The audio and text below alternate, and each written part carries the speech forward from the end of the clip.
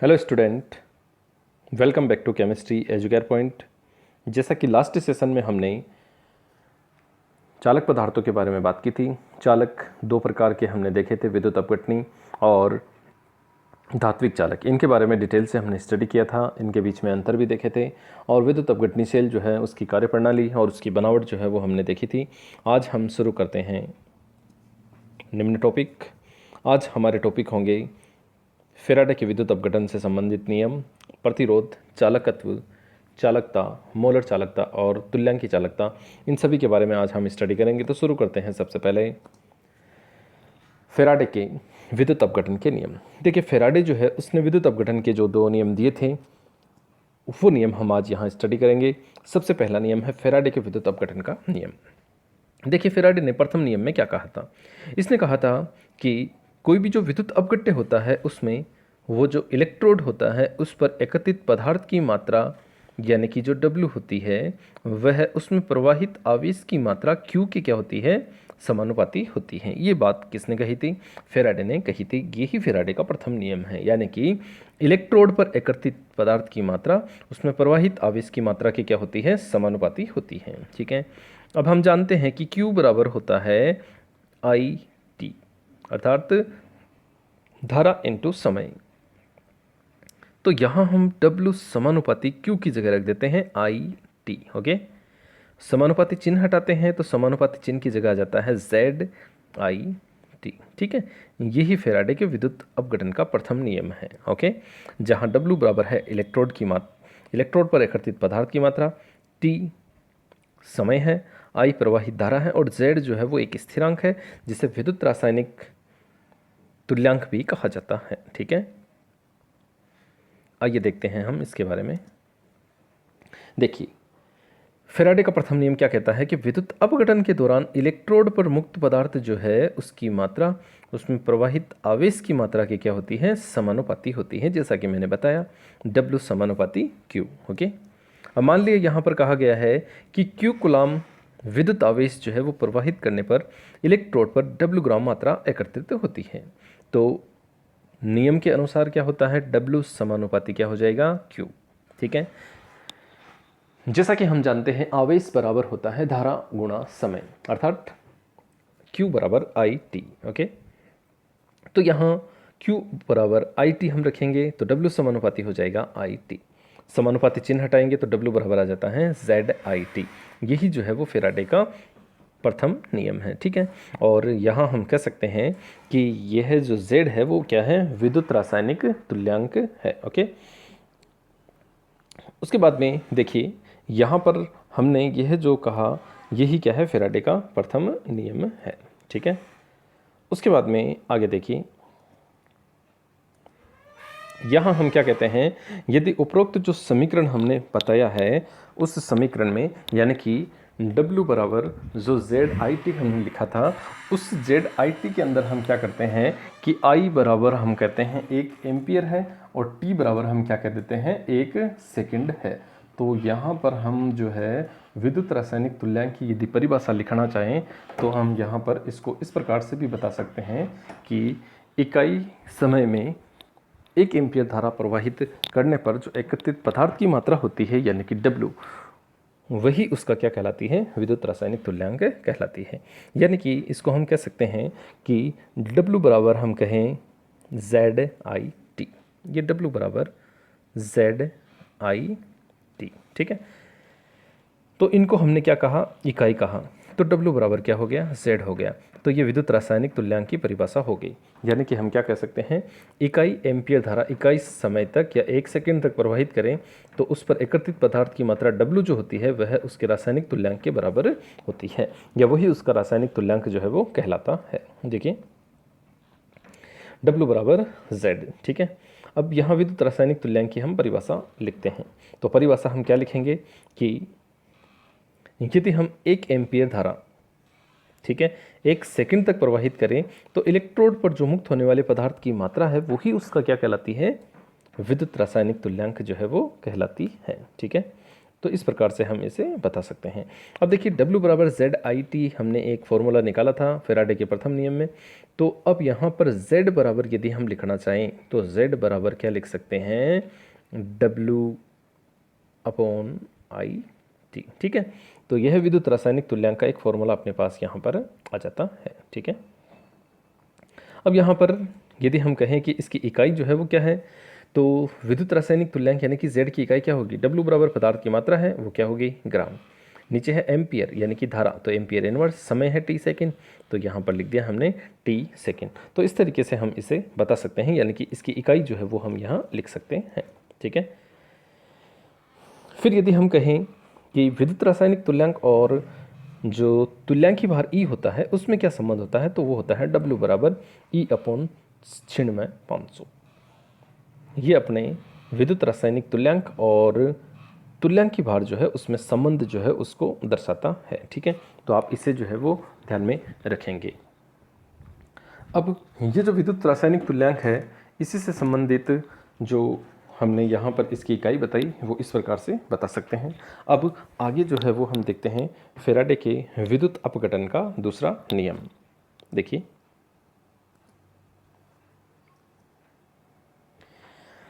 अब ये जो दूसरा नियम है वो क्या कहता है, ये क्या कहता है कि दो अलग अलग विद्युत अपघट्य अपन ने लिए, मान लिया एक ये लिया और एक ये लिया, ये A है और ये क्या है, B है, दो अलग अलग विद्युत अपघट्य हमने लिए। ठीक है, अब इन दोनों विद्युत अपघट्यों में हम क्या करते हैं, समान धारा यानी कि I, समान समय यानी कि T। तो समान धारा समान समय के लिए प्रवाहित करते हैं, तो इनके इलेक्ट्रोड पर जो पदार्थ की मात्रा एकत्रित होती है यानी कि W, वह उसके तुल्यांकी भार यानी कि E के क्या होती है, समानुपाती होती है। ठीक है, दो अलग अलग विद्युत अपघट्य में समान धारा समान समय के लिए प्रवाहित की जाती है। ध्यान रखिए, धारा और समय दोनों में समान है, तो उनके इलेक्ट्रोड पर जो मात्रा एकत्रित होती है यानी कि W, वह तुल्यांकी भार E के क्या होती है, समानुपाती होती है। यही फैराडे के विद्युत अपघटन का द्वितीय नियम है। देखिए, यहाँ हम कह सकते हैं कि भिन्न भिन्न विद्युत अपघट्य के विलयनों में समान विद्युत आवेश यानी कि समान धारा प्रवाहित की जाए तो उनके इलेक्ट्रोड पर जो मात्रा एकत्रित होती है पदार्थ की, वह उनके तुल्यांकी भार की क्या होती है, समानुपाती, यानी कि W समानुपाती किसके होती है, E के होती है। यही फैराडे का कौन सा नियम है, द्वितीय नियम है। ठीक है, तो यहाँ इसको हम इस प्रकार से बता सकते हैं। ओके, तो मान लिया हम कहते हैं कि इन पर एकत्रित पदार्थ की मात्रा एक पर W1 है और दूसरे पर कितनी है, W2 है, और तुल्यांकी भार जो है हम कह देते हैं एक पर E1 है और दूसरे पर कितना है, E2 है। तो देखिए, इस नियमानुसार सबसे पहले हम कहते हैं कि फैराडे के प्रथम नियम से यदि हम कहें तो फैराडे का प्रथम नियम क्या कहता है, W बराबर ZIT। ठीक है, तो पहले वाला जो है उसके लिए W1 हो गया और Z1 और IT। ठीक है, दूसरे वाला है उसके लिए क्या हो जाएगा, W बराबर Z2IT। ठीक है, धारा और समय समान है इसलिए इसको हटा देते हैं। ठीक है, तो यहाँ पर हमारे पास बचता है W1 बराबर Z1, W2 बराबर Z2। ठीक है, ये हम लिख सकते हैं, तो W1/W2 इज इक्वल हो गया Z1/Z2 हो गया। ठीक है, IT से कैंसिल हो गए क्योंकि समान धारा समान समय के लिए दोनों में प्रवाहित हो रही है। उसके बाद में देखिए, विद्युत रासायनिक तुल्यांक Z बराबर हमने अभी बताया था कि E/96,500 होता है, 96500 होता है। तो ये Z जो है उसकी वैल्यू हम रखते हैं, सबसे पहले Z1 बराबर E1/96,500 हुआ, Z2 बराबर हो गया E2/96,500। दोनों वैल्यू हमने यहाँ रखी, तो W1/W2 इज इक्वल हो गया E1/E2। 96,500 से 96,500 जो है वो यहाँ कैंसिल आउट हो जाते हैं, तो अपने पास आप देख सकते हो कि W1/W2 बराबर क्या आया है, E1/E2, यानी कि W1 समानुपाती E के हैं और यहाँ W2 E2 के हैं। तो यहाँ अपने पास जो समीकरण निकल कर आता है वो क्या हो गया, W समानुपाती E, यानी कि पदार्थ की मात्रा तुल्यांकी भार के क्या है, समानुपाती है। ठीक है, तो इस प्रकार से हम फैराडे का द्वितीय नियम जो है वो समझा सकते हैं। ओके, उसके बाद में आधुनिक अवधारणा। अब देखिए, इसी से संबंधित आधुनिक अवधारणा जो है वो क्या है कि यदि हम विद्युत अपघटन करवाते हैं तो इलेक्ट्रोड पर जो पदार्थ की मात्रा एकत्रित होती है वह ऑक्सीकरण और अपचयन में जो प्रयुक्त इलेक्ट्रॉन्स होते हैं उनके मोलों की संख्या की क्या होती है, समानुपाती होती है। ध्यान रखिए, यहाँ पदार्थ की मात्रा मोलों के अंदर ले ली तो वह इलेक्ट्रॉन के मोलों की संख्या की क्या होती है, समानुपाती होती है। ठीक है।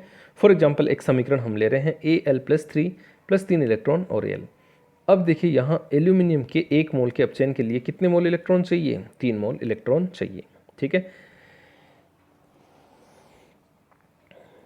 देखिए 3 मोल। ठीक है, अब यदि हमको 2 मोल प्राप्त करने हैं तो इलेक्ट्रॉन्स की संख्या कितनी हो जाएगी, जस्ट डबल, यानी कि 3 मोल की जगह हो जाएगी 6 मोल। ठीक है, अब यदि मैं कहूँ कि Ag+ है, ठीक है, अब इसके अपचयन के लिए अपन को कितने मोल इलेक्ट्रॉन्स की ज़रूरत होगी, 1 मोल की ज़रूरत होगी। ठीक है, या अगर हम कहें Mg+2 है, इसके अपचयन के लिए हमको कितने मोल की इलेक्ट्रॉन्स की ज़रूरत होगी, 2 मोल की होगी। यानी कि Mg के 1 मोल के अपचयन हेतु 2 मोल इलेक्ट्रॉन्स की ज़रूरत होती है। ठीक है, तो इस प्रकार से हम बता सकते हैं कि जितने इलेक्ट्रॉन्स हैं उतने ही मोल इलेक्ट्रॉन्स यहाँ हम बता देते हैं। ओके, अब यहाँ पर देखिए हम जो है वो यहाँ पर देखेंगे कि 1 मोल इलेक्ट्रॉन्स जो होता है उस पर आवेश जो है वो कितना आता है। उससे पहले यदि मैं कहूँ कि एक इलेक्ट्रॉन जो है उस इलेक्ट्रॉन पर आवेश जो है वो कितना होता है, 1.6 गुणा 10 की घात -19 कूलम होता है। एक इलेक्ट्रॉन पर यह आवेश होता है। ठीक है, चूँकि हमें निकालना है 1 मोल इलेक्ट्रॉन पर आवेश, और जैसा कि हम जानते हैं कि 1 मोल जो है वो बराबर क्या होता है, यानी कि 1 मोल में यदि हम संख्या बताएं कणों की तो वो संख्या जो है वो कितनी होती है, 6.023 इंटू 10⁻23 होती है। ठीक है, तो एक इलेक्ट्रॉन पर तो आवेश इतना है और 1 मोल में इलेक्ट्रॉन्स कितने होते हैं, 6.02 गुणा 10 की घात 23। तो हम यहाँ क्या करते हैं, एक इलेक्ट्रॉन का आवेश यानी कि 1.6 गुणा 10 की घात -19 इंटू हम कर देते हैं 1 मोल इलेक्ट्रॉन्स की संख्या यानी कि 6.023 इंटू 10⁻23। इसे हम जब सोल्व करते हैं तो अपना मान आता है 96,487। ओके, और इसे राउंड फिगर में लिख सकते हैं 96,500 कूलम।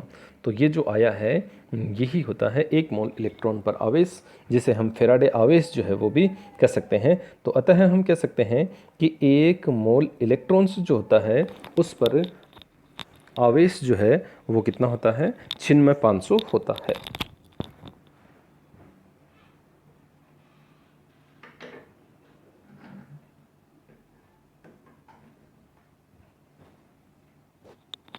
ओके, तो इस प्रकार से ये जो 1 मोल पर आवेश आया है यानी कि 96,500 आया है, इसे हम एक फेराडे आवेश जो है वो भी कह सकते हैं। इसे आप ध्यान रखेंगे। ओके, अब देखिए कुछ परिभाषाएं हम देखते हैं। सबसे पहले प्रतिरोध यानी कि रेजिस्टेंस। प्रतिरोध की यदि हम बात करें तो हम कह सकते हैं कि धारा के मार्ग में जो रुकावट आती है या जो बाधा आती है उसे ही हम क्या कहते हैं, प्रतिरोध कहते हैं। और प्रतिरोध को किससे दर्शाते हैं, हम आर से दर्शाते हैं। तो यहाँ पर देखिए कि किसी भी चालक का जो प्रतिरोध आर होता है वह उसकी लंबाई एल के क्या होता है, समानुपाती होता है। चालक तार का जो प्रतिरोध होता है वह उसके अनुप्रस्थ काट क्षेत्रफल की क्या होता है, व्युत्क्रमानुपाती होता है। तो यहाँ हम कह सकते हैं आर समानुपाती हुआ L/A। समानुपाती चिन्ह हटाते हैं तो आर बराबर आ जाता है ρL/A। ठीक है, तो यहाँ पर देखिए ये जो रो आया है यह एक प्रकार का स्थिरांक है जिसे हम विशिष्ट प्रतिरोध या प्रतिरोधकता भी कह सकते हैं। ठीक है, देखिए धात्विक तार जो है उसका प्रतिरोध लंबाई के समानुपाती है, हमने कहा आर समानुपाती एल, और अनुप्रस्थ काट के क्षेत्रफल की क्या है, व्युत्क्रमानुपाती, यानी कि आर व्युत्क्रमानुपाती ए। ओके, तो यहाँ हम कह सकते हैं आर समानुपाती हुआ L/A या आर बराबर हुआ ρL/A। रो क्या है, एक स्थिरांक है जिसे विशिष्ट प्रतिरोध या क्या कह सकते हैं, प्रतिरोधकता कह सकते हैं। ओके, अब देखिए यहाँ पर है दूसरी परिभाषा चालकत्व। उससे पहले यदि हम प्रतिरोध का मात्रक देखें तो प्रतिरोध का मात्रक क्या होता है, ओम होता है। ध्यान रखेंगे प्रतिरोध का मात्रक क्या होता है, ओम होता है, जिसे हम ऐसे भी लिखते हैं। ओके, अब देखिए चालकत्व। चालकत्व का मतलब क्या होता है? सबसे पहले तो चालकत्व जो है उसको हम जी से या फिर सी से भी दर्शा सकते हैं। ठीक है, मोस्टली चलन में जी है, तो यहाँ हम चालकत्व जो है वो क्या होता है, तो चालकत्व यानी कि जी बराबर क्या होता है, 1/r, यानी कि प्रतिरोध का व्युत्क्रम ही क्या कहलाता है, चालकत्व कहलाता है। ठीक है, प्रतिरोध का व्युत्क्रम यानी कि प्रतिरोध का उल्टा यानी कि 1/r ही क्या कहलाता है, चालकत्व कहलाता है। और इसे हम किससे दर्शाते हैं, जी से दर्शाते हैं। ठीक है, तो यहाँ हम लिख सकते हैं जी बराबर 1/r। ओके, तो यहाँ पर प्रतिरोध का मात्रक होता है ओम, जैसा कि मैंने यहाँ बताया ओम। तो यहाँ पर यदि हम लिखेंगे तो जी बराबर क्या हो जाएगा, 1/ओम। ठीक है, यह हम क्या लिख सकते हैं, ओम इनवर्स। ठीक है, या फिर हम इसको सीमेंस भी लिखते हैं, सीमेंस। ठीक है, इसको हम एस से दर्शाते हैं। ठीक है, ध्यान रखेंगे। तो इसकी इकाई क्या होगी, ओम इनवर्स। ठीक है, या हम सीमेंस भी कहते हैं, शॉर्ट में आप ध्यान रखेंगे एस, एस का मतलब है सीमेंस। ठीक है, उसके बाद में देखिए दूसरी परिभाषा, चालकता या विशिष्ट चालकत्व। सबसे पहले तो चालकता जो है उसको शो हम करते हैं कप्पा। ध्यान रखेंगे के, इसे हम क्या कहते हैं, कप्पा कहते हैं। किससे शो करते हैं, कप्पा से। अब चालकता होती क्या है, तो हम कह सकते हैं चालकता बराबर 1/ρ, यानी कि विशिष्ट प्रतिरोध होता है या जो प्रतिरोधकता होती है उसका व्युत्क्रम ही क्या कहलाता है, चालकता या फिर विशिष्ट चालकत्व कप्पा कहलाता है। ठीक है,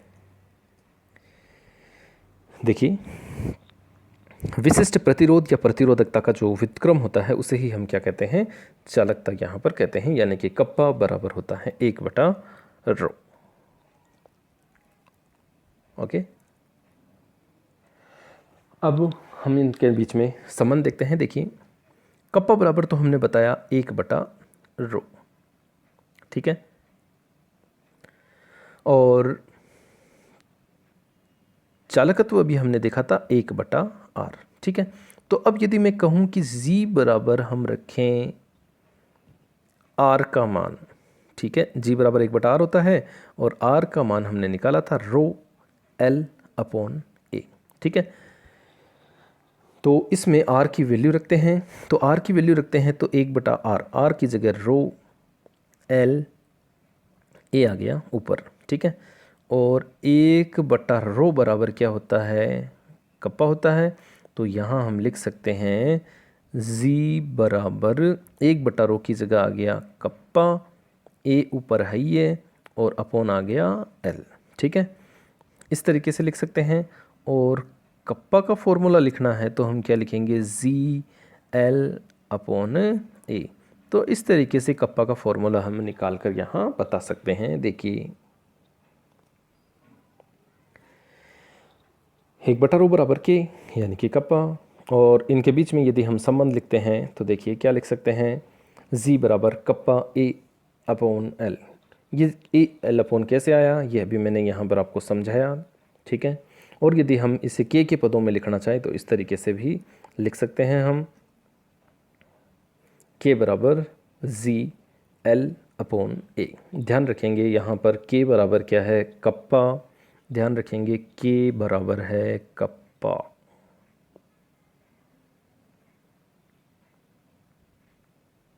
ठीक है, कप्पा से इसे दर्शाते हैं। ठीक है, और यहाँ पर जी जो है ये क्या है, चालकत्व है, एल चालक की लंबाई है और यानी कि इनके बीच की दूरी, और ए जो है वो क्या हो गया, उसका अनुप्रस्थ काट क्षेत्रफल। ठीक है, ये टर्म्स जो है वो आप याद रखेंगे। ठीक है, आगे है इनकी इकाइयाँ। अब सबसे पहले इसे परिभाषित करना चाहिए तो हम कैसे कर सकते हैं, जैसा कि अभी देखिए हमने कहा था कप्पा बराबर है ZL/A। ठीक है, तो अब यदि मैं कहूँ कि लंबाई इकाई है, अनुप्रस्थ काट क्षेत्रफल भी इकाई है, तो इकाई लंबाई व इकाई अनुप्रस्थ काट क्षेत्रफल का वाले चालक का जो चालकत्व होता है वही उसकी क्या कहलाती है, चालकता कहलाती है। ठीक है, देखिए इसी की परिभाषा। 1 सेंटीमीटर की दूरी पर स्थित दो समांतर इलेक्ट्रोड व उसके अनुप्रस्थ काट क्षेत्रफल यदि इकाई हो, 1 सेंटीमीटर स्क्वायर मतलब इकाई हो, तो उनके मध्य रखे विलयन का जो चालकत्व होता है वही उसकी क्या कहलाती है, चालकता या विशिष्ट चालकत्व कहलाता है, यानी कि कप्पा बराबर जी। ओके, तो इस प्रकार से हम इसे बता सकते हैं। या फिर हम ऐसे भी कह सकते हैं कि 1 घन सेंटीमीटर विलयन के चालकत्व को ही हम क्या कहते हैं, चालकता कहते हैं। 1 घन सेंटीमीटर यानी कि 1 मिलीमीटर। ठीक है, तो इस तरीके से हम इसे बता सकते हैं। ओके, तो यह जो है सारी बातें हमने यहाँ पर इसके चालकत्व और इसकी परिभाषा से संबंधित हमने यहाँ देखी। उसके बाद में आप देखिए चालकता की इकाई। अब देखिए चालकता की इकाई जो है वो हम यहाँ पर क्या बता सकते हैं कि कप्पा बराबर होता है ZL/A। ठीक है, तो ZL/A का मतलब क्या है, देखिए सबसे पहले G। ठीक है, G का मतलब होता है 1/ρ। ठीक है, 1/ρ मतलब हम कह सकते हैं यहाँ प्रतिरोध का उल्टा। प्रतिरोध का उल्टा मतलब ओम इनवर्स। ठीक है, क्योंकि जी की इकाई ओम इनवर्स ही होती है। लंबाई है, लंबाई चलो सेंटीमीटर में ली तो cm, अपॉन है सेंटीमीटर स्क्वायर, तो ये 1 से 1 गया, तो ये सेंटीमीटर जब ऊपर आया तो इसका मात्रक हो गया ohm inverse centimetre inverse. Okay, यदि हम मीटर में लिखना चाहें तो क्या लिख सकते हैं, ohm inverse metre inverse. Centimetre की जगह हमने क्या लिख दिया, मीटर इनवर्स। ठीक है, और ओम इनवर्स की जगह हम लिख सकते हैं सीमेन। ठीक है, ये सीमेन और मीटर इनवर्स ये जैसा है मीटर इनवर्स। ठीक है, तो इस तरीके से हम इसको SM इनवर्स इस तरीके से हम इसको बता सकते हैं, सीमेन मीटर इनवर्स। ओके, तो ये सारी चीज़ें जो है वो हम यहाँ पर इसके जो इकाइयों से संबंधित सारी चीज़ें जो है वो यहाँ हम बता सकते हैं। ध्यान रखेंगे इसे, ये शॉर्ट के रूप में मैंने यहाँ पर बता भी दिए हैं अलग से। ठीक है, उसके बाद में आगे देखिए सेल स्थिरांक। अब देखिए सेल स्थिरांक का तात्पर्य क्या है। सबसे पहले सेल स्थिरांक जो है उसको दर्शाते किससे हैं, G* से हम दर्शाते हैं। तो सेल स्थिरांक मतलब है कि चालक की लंबाई और उसके अनुप्रस्थ काट क्षेत्रफल का जो अनुपात होता है उसे ही हम क्या कहते हैं, सेल स्थिरांक जो है वो कहते हैं। देखिए ये इस तरीके से इलेक्ट्रोड के बीच की दूरी यानी कि L, लंबाई जो होगी L, और अनुप्रस्थ काट क्षेत्रफल यानी कि A के अनुपात को हम क्या कहते हैं, सेल स्थिरांक यानी कि G* से इसे शो करते हैं। तो G* बराबर क्या हो गया, L/A।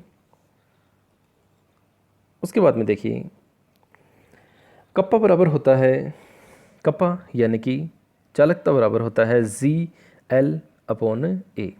ओके, तो L/A बराबर तो क्या होता है, सेल स्थिरांक अभी हमने कहा, तो कप्पा बराबर हम लिख सकते हैं G*G*। ठीक है, मैंने यहाँ L/A की जगह G* लिख दिया। ओके, ये यहाँ पर ये G* का मान यहाँ रखा, तो K बराबर हो गया G*G*। ध्यान रखें यहाँ K बराबर चालकता है, G बराबर चालकत्व है और G* बराबर क्या है, सेल स्थिरांक है। ठीक है, या हम इस तरीके से भी इसको लिख सकते हैं। देखिए कप्पा बराबर हो गया G चालकत्व है और चालकत्व बराबर होता है प्रतिरोध का व्युत्क्रम यानी कि 1/R। ठीक है, और गुणा हो गया G*। तो G*/R जो है वो कप्पा का फॉर्म हो सकता है। ठीक है, उसके अलावा यदि हम G* का फॉर्मूला लिखना चाहें तो G* बराबर क्या होगा, कप्पा गुणा R, यानी कि चालकता गुणा प्रतिरोध बराबर क्या हो जाता है, सेल स्थिरांक हो जाता है, जिसे हम इस तरीके से बता सकते हैं। देखिए तो G* बराबर कप्पा गुणा R हो गया, इसको यहाँ गुणा में ले आए। ठीक है, और इसका फॉर्मूला हमने क्या लिखा, सेल स्थिरांक बराबर चालकता गुणा प्रतिरोध। आप इसे ध्यान में रखेंगे। आगे चलते हैं मोलर चालकता। मोलर चालकता का तात्पर्य क्या है, 1 सेंटीमीटर की दूरी पर स्थित दो समांतर इलेक्ट्रोड के मध्य यदि 1 मोल विलयन रखा हुआ हो तो उस विलयन की जो चालकता होती है वही उसकी क्या कहलाती है, मोलर चालकता कहलाती है। और इसे हम लेमडा एम से भी दर्शा सकते हैं। देखिए इस मोलर चालकता को हम अदर वे में भी या अन्य रूप में भी बता सकते हैं कि एक मोल जो विलयन होता है या 1 मोल प्रति लीटर जो विलयन होता है, उस विलयन के आयनों के द्वारा उत्पन्न चालकता जो है वही क्या कहलाती है, मोलर चालकता कहलाती है। ठीक है, तो लेमडा एम बराबर हम लिख सकते हैं कप्पा गुणा वी। ठीक है, ये इसका फॉर्मूला जो है वो हम यहाँ लिख सकते हैं। देखिए कप्पा गुणा वी। उसके बाद में आगे देखिए, यदि हम कहें कि पदार्थ की सांद्रता C मोल प्रति लीटर है, ध्यान रखेंगे मोल प्रति लीटर है। ठीक है, मोल प्रति लीटर यानी कि ये क्या है, मोलरता है। ठीक है, तो यहाँ हम क्या करेंगे, सबसे पहले V जो है उसकी जगह लिख देते हैं 1000/C। ठीक है, फिर हम देखिए यहाँ C सांद्रता को दर्शाता है और सांद्रता जो है वो किस में है, मोल प्रति लीटर में है। और जो मोल प्रति लीटर होता है उसका मतलब होता है मोलरता। तो C की जगह हम लिख देते हैं कैपिटल M। कैपिटल M किसको शो करता है, मोलरता को शो करता है। ठीक है, तो यहाँ इस फॉर्मूले में हम क्या करते हैं, लेमडा M बराबर कप्पा गुणा जो V था, V की जगह 1000/C और C की जगह हम क्या रख देते हैं, M यहाँ पर रख देते हैं। ठीक है, M मोलरता को दर्शाता है। ओके, उसके बाद में देखिए लेमडा M की इकाई। लेमडा M की इकाई जो है वो क्या होती है, सबसे पहले तो हम यहाँ कहते हैं कि कप्पा की इकाई क्या होती है, तो वो होती है ओम इनवर्स मीटर इनवर्स। ठीक है, उसके बाद में यदि हम कहें तो मोलरता बराबर होता है मोल प्रति लीटर। ठीक है, तो ये बटा हम लिखेंगे मोल और लीटर को हम मीटर क्यूब भी लिख सकते हैं। लीटर को हम क्या लिख सकते हैं, मीटर क्यूब। तो ये बटा में है तो ये ऊपर आ जाएगा मीटर क्यूब। ठीक है, अब यहाँ पर यह है जो कैंसिल होता है, कैंसिल होकर के आ जाता है अपने पास ये ohm inverse centimetre square mole inverse. ठीक है, तो यहाँ हम मीटर यदि ले लेते हैं तो मीटर लेने पर यह है क्या बदल जाता है, सीमेन मीटर स्क्वायर मोल इनवर्स। ठीक है, यानी कि यहाँ पर ओम इनवर्स मीटर स्क्वायर और मोल इनवर्स जो है वो लिख सकते हैं। ठीक है, और अगर हमने सेंटीमीटर में लिया है तो यहाँ पर सेंटीमीटर स्क्वायर आ जाएगा और मीटर लिया है तो मीटर स्क्वायर आ जाएगा। ठीक है, ये देखिए ओम इनवर्स, मीटर इनवर्स और मोल इनवर्स। ठीक है, और ये जो S है, S सीमेन को दर्शाता है। आप ध्यान रखेंगे S मतलब होता है सीमेन। ठीक है, यानी कि ओम इनवर्स, ध्यान रखेंगे ये जो SI पद्धति की इकाई है इंपॉर्टेंट है, इन दोनों को आप याद रखेंगे, ohm inverse metre square mole inverse और siemens metre square mole inverse. ये दोनों इकाइयाँ आप अच्छी तरीके से याद रखेंगे, अक्सर एग्जाम में पूछी जाती है। अगला देखिए तुल्यांकी चालकता।